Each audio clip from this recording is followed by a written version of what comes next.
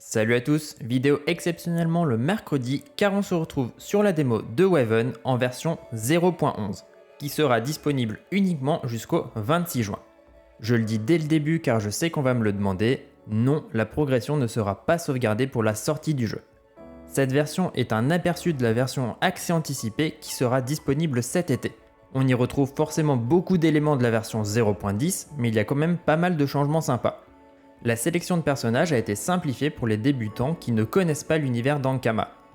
Ainsi, on a donc un Kra renommé Archer, un Xelor renommé Mage, etc.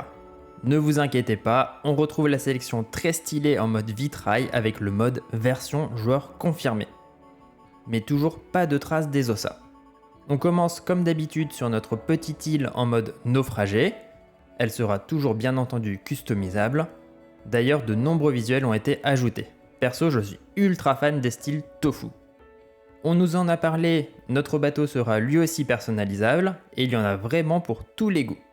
Côté tutoriel, ça se passera une fois de plus avec Gultar, pas beaucoup de changements, mais une autre chose notable, les doublages ont été ajoutés et ça rend vraiment le jeu très vivant je trouve.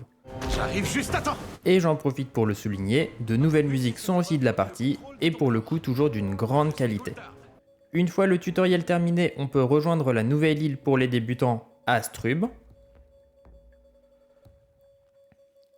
Elle est relativement grande et la DA est toujours très soignée. Beaucoup de PNJ proposent des quêtes qui sont vraiment sympas avec des narrations toutes doublées. Les gameplays sont relativement variés pour du tour par tour, ce qui est appréciable. Les PQ, ou points de quête, trouvent enfin une utilité. Ils permettent maintenant de débloquer du contenu cosmétique tel que des décorations, des apparences d'îles ou de bateaux. On retrouve un récapitulatif de tous les PQ obtenus dans un journal de bord au design vraiment réussi qui rappelle un peu les succès sur Dofus.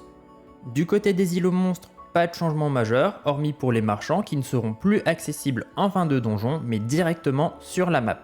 Concernant la partie deck, il y a toujours les anneaux et les brassards. Je ne vais pas trop m'étendre dessus pour cette vidéo, mais il y a eu vraiment beaucoup de changements au niveau des effets. Et si quand même, fait notable, le retour du... On retrouve aussi un emplacement broche et quelque chose de vraiment nouveau, un emplacement pour les familiers, qui remplace ainsi les amulettes. Je pense que ça manquait un peu les familiers, c'est quand même un peu la marque de fabrique Ankama, et même si on ne sait pas trop ce que ça va être, je suppose qu'on les verra quand on se baladera sur la map et que ça donnera des boosts. Pas trop de changements du côté des compagnons et des sorts, et le système de boost via les dons sera aussi de la partie. Le plus gros changement de cette version, c'est le retour d'un système de compétences. Chaque montée de niveau ne donnera plus de statistiques, mais des points de compétences que l'on pourra dépenser comme on le souhaite. Soit dans des caractéristiques, pour augmenter ses points de vie ou son attaque, soit dans des sorts. On retrouve les sorts de classe en bas, et les sorts propres aux héros en haut. Et pour finir, il sera aussi possible de choisir 2 modificateurs de passif de héros parmi 4 proposés. De quoi personnaliser plus facilement et efficacement votre personnage. C'est tout pour la petite vidéo d'aujourd'hui. N'hésitez pas à me dire en commentaire vos impressions sur cette démo.